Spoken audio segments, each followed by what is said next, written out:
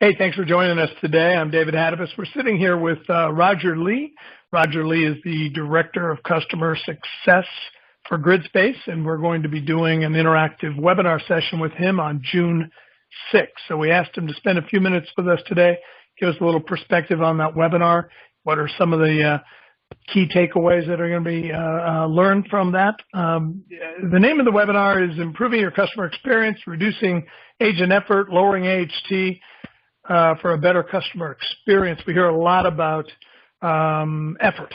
Well, most of that effort is customer-faced. We don't hear a lot about agent effort or employee effort. So let me start by asking you, what do you mean by, effortless employee experience? And you're right. So thank you, David. There is a lot of conversation that goes on how to improve the customer experience. And a lot of priorities and projects are work related to how do we ensure that the customer has an effortless experience. But in order to do that, right, it's you need to balance out the other side of the equation is how do we ensure that the agent has what they need in order to produce the end result of an effortless experience for the customer. And a lot of times I've seen in organizations where agents will have multiple systems to work through to look for information in order to provide that information to the customer. And when you're taking that much time to navigate through systems and looking for information, average handle time doesn't necessarily decrease. It actually potentially can increase. And so I focus on how do we ensure that we're also providing a effortless experience for our agents, for our customers, service reps. How do we ensure that they are able to provide an interaction that's complete, that's accurate, but also is maximizing that time on the phone with the customer? Well, I don't think you'll get any pushback from anyone in the contact center space that is an area that needs to be improved. We've all heard the, oh, my system's running slow excuse as to why it's taking a while, and really that's just the agent working through the obstacles of the technology provided, one screen, two screens, three screens, four screens, whatever. But you also mentioned to me machine learning, speech analytics, and I'm not really sure how that fits into all this. Can you explain?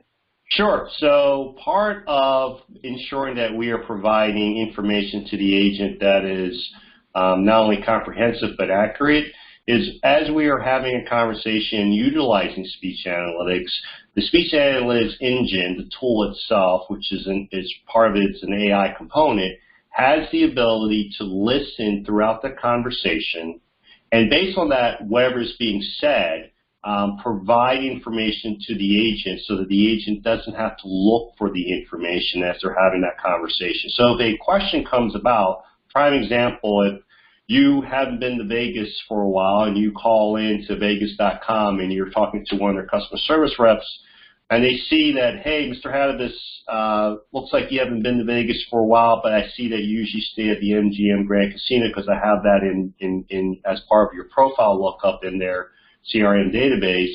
But you say, yep, that's true, but I haven't been there for a while, and I want to take a customer out for a nice dinner. They've been a long-time customer of mine, and they renewed, a contract or renewal with us. So I want to take them to a nice dinner, but I don't know what restaurants are available within the MGM now. It's been a while. And then I would say, no problem. And as soon as I hear restaurants associated with MGM, the tool or the AI speech analytics tool would present the information from the knowledge base or wherever that information is located, or it could be on an internet site and say, here you go, customer service rep, here's the 3 restaurants that you need to communicate to David, and let them know what they are, what kind of cuisine they are, and then from there you're able to choose the restaurant that you want to take your customer to. Which is a total different experience than me typing in restaurant, me typing in MGM Grand, right? Correct. Gotcha. So the system is really positioned such that it helps the agent, help the customer. I got to think this will have a positive impact on agent attrition. Absolutely. I think part of it, as you well know, within the contact center space, and even it does vary from industry to industry, but on average, the turnover is pretty high.